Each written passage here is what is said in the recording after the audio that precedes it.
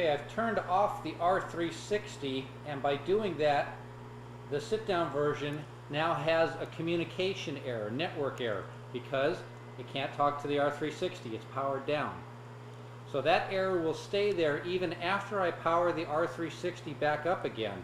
I need to go into the service mode, hit the service button and then the test button, recycle it like it says here on this screen in order for it to reestablish communication. I'm going to show you another way to power up the R360 so that you don't have to go through the setup where the cabinet rotates and it checks all of its sensors. Let me mount this camera. Alright, the camera's mounted, and what I'm going to show you here is how to use some of these controls. If you want to start up the machine without having to go through all the safety sensors and have it roll and spin, what you can do is have somebody hold down the down arrow and enter together. If you press and hold these, and while you're holding them, go turn the power on, then it won't go through its initiation sequence where it tumbles the machine and checks out all of its encoders and sensors. I'm going to hold these two buttons down with a piece of tape, and now go turn the power on. Around the back.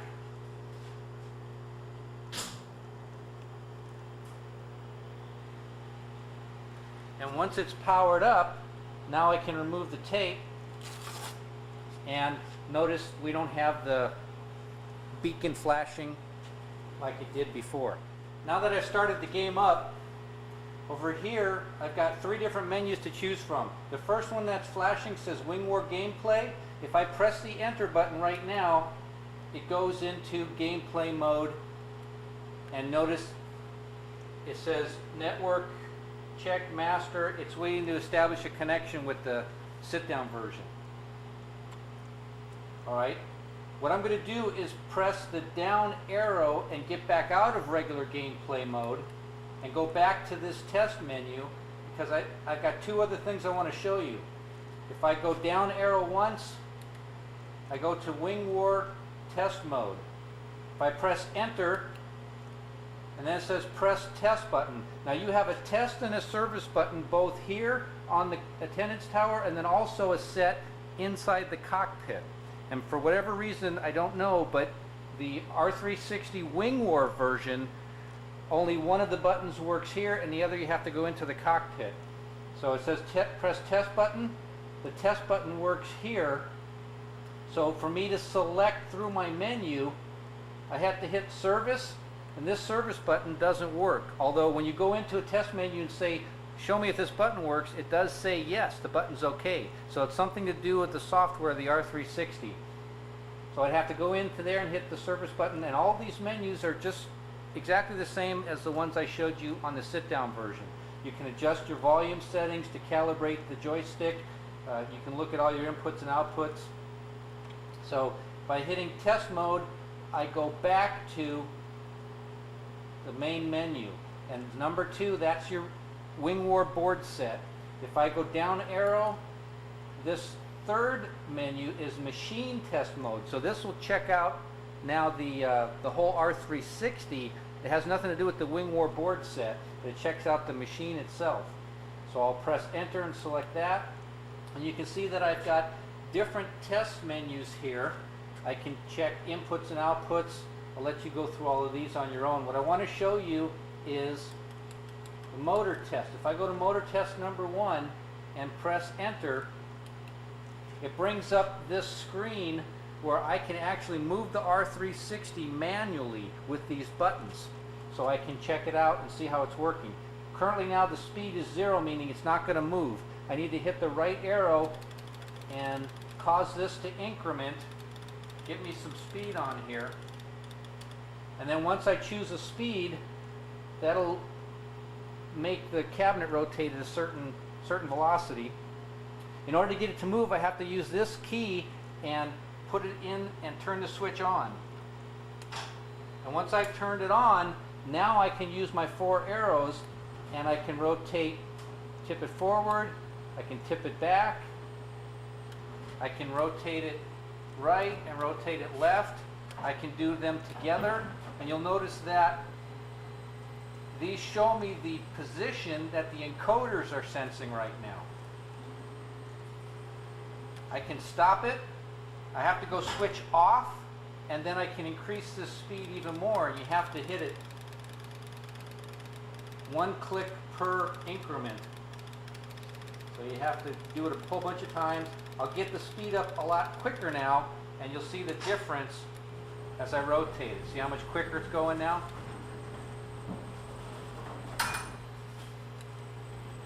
So you can get it in any position you want. And then when you're all done, it says the key must be on as it is now, and you have to push the down arrow and enter together to get it to go back to its home position. So I'll push them both together. Home position, and back to my main test menu. I'll go down here, return, and hit enter, and I'm back to where I can go into gameplay. I'll go up here to gameplay, hit enter, and now pull this out, and it's waiting for a network connection. Let me go see how this one's doing.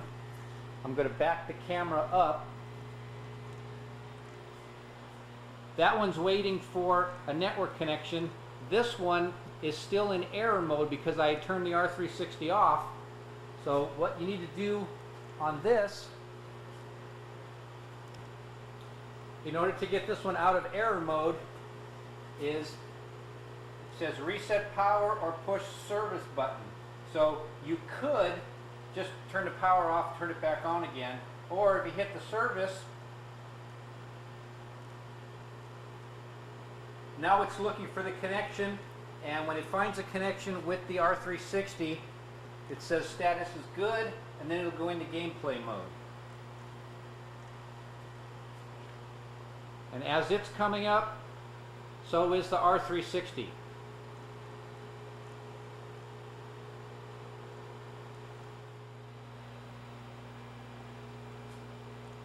On the same keychain with this little key to work the motor manually, you also have a little plastic gizmo. This is your emergency seat belt release tool. If the machine ever became disabled while someone was inside and they were locked in with the seat belts, in order to get them out, you have to use this tool. Read the manual and it'll tell you how this tool goes into a hole that's in front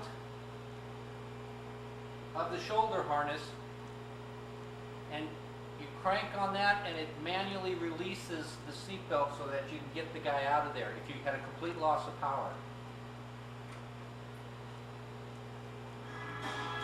Okay, I started a game here, let it play all by itself. You'll notice this says gameplay in progress. So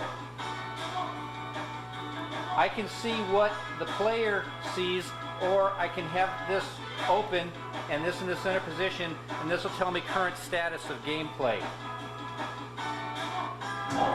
Now when he gets started, I'm going to simulate what happens if he starts to feel sick, he doesn't like the game, and he hits the emergency stop button that's inside the attendance tower.